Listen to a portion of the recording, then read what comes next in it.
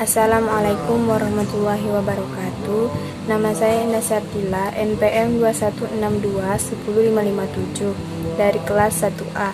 Dosen pengampu Dr. Asnawi SPD. Baiklah, di sini saya akan membahas tentang pengertian dan konsep linguistik umum. Yang pertama yaitu sejarah linguistik.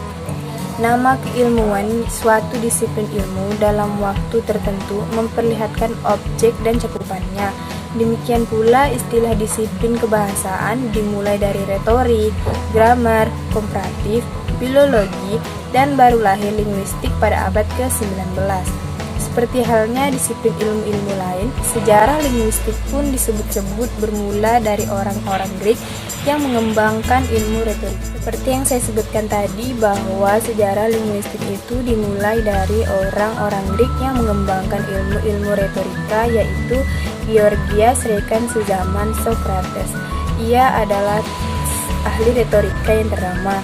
Istilah-istilah yang disusunnya masih populer sampai hari ini, seperti antitesis, asonanse, dan sebangsanya.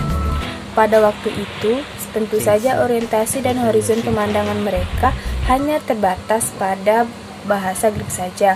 Wajarlah kalau ada sifat chauvinistik, merasa bahwa bahasa lain lebih rendah daripada bahasa Greek. Perasaan ini sekarang dinamakan sebagai linguistik chauvinisme. Selanjutnya yaitu linguistik. Secara populer, orang sering menyatakan bahwa linguistik adalah ilmu tentang bahasa atau ilmu yang menjadikan bahasa sebagai objek kajiannya. Atau lebih tepat lagi yang dikatakan Martinet, linguistik adalah telaah ilmiah mengenai bahasa manusia.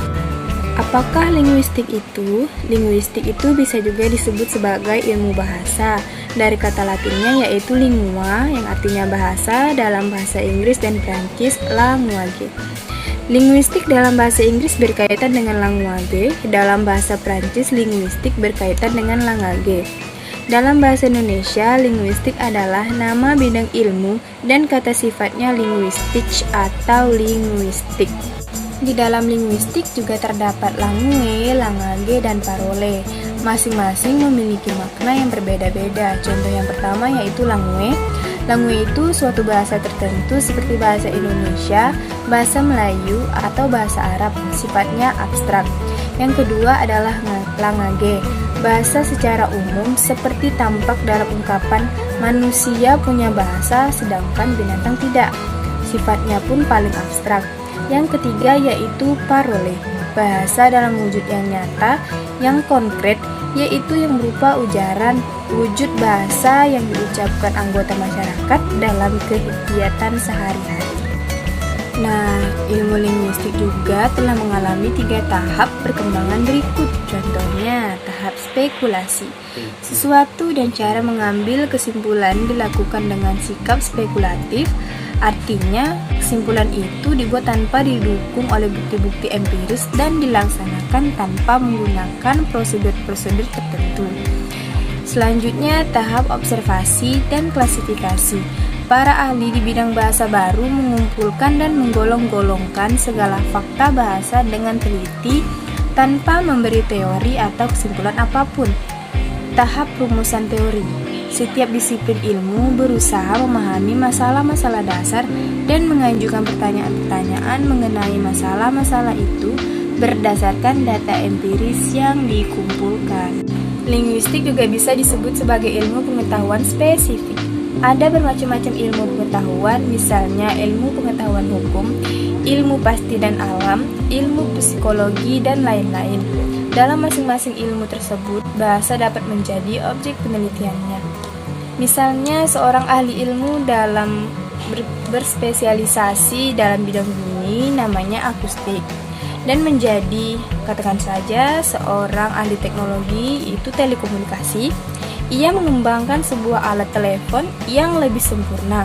Untuk itu, ia harus meneliti bunyi bahasa. Karena telepon adalah alat komunikasi suara, akan tetapi ahli itu tidak mutlak harus menjadi ahli linguistik. Kalau begitu, apa yang menjadi kekhususan ilmu linguistik? Ahli linguistik berurusan dengan bahasa sebagai bahasa, itulah objeknya. Yang menjadi kekhususan ilmu linguistik adalah bahasa sebagai bahasa. Di dalam linguistik juga terdapat linguistik umum dan linguistik khusus. Masing-masing memiliki makna yang berbeda-beda. Contohnya linguistik umum. Linguistik umum itu linguistik yang berusaha mengkaji kaidah-kaidah bahasa secara umum. Sedangkan linguistik khusus berusaha mengkaji kaidah-kaidah bahasa yang berlaku pada bahasa-bahasa tertentu seperti bahasa Indonesia atau bahasa Arab. Sebelumnya saya sudah menjelaskan tentang perbedaan antara linguistik umum dengan linguistik khusus. Nah, sekarang saya juga akan menjelaskan tentang perbedaan linguistik mikro dan linguistik makro.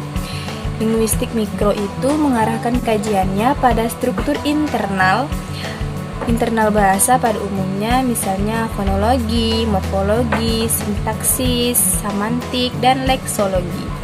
Sedangkan linguistik makro menyelidiki bahasa dalam kaitannya dengan faktor-faktor di luar bahasa. Lebih banyak membahas faktor luar bahasanya itu daripada struktur internal bahasa. Baiklah, itu tadi materi-materi yang telah saya jelaskan. Kurang dan lebihnya saya mohon maaf. Wabillahi taufik wal hidayah. Wassalamualaikum warahmatullahi wabarakatuh.